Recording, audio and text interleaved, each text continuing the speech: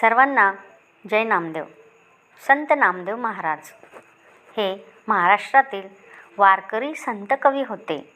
त्यांचे आडनाव रेळेकर असे होते. ते मराठी भाषेमधील सर्वाधिक जुन्या काळातील कवींपैकी एक होते. त्यांनी व्रज भाषांमध्येही काव्य रचले. शीखांच्या गुरु ग्रंथ साहिबातले चरित्रकार, आत्मचरित्रकार आणि कीर्तनाच्या माध्यमातून भागवत धर्म पंजाबपर्यंत नेणारे आद्य प्रचारक होते. त्यामुळे पंजाबी मंडळी तसेच संबंधित मंडळी आज त्यांच्या जन्मस्थानाचा नरसी नामदेव या गावाचा विकास करण्यासाठी धडपडत आहेत.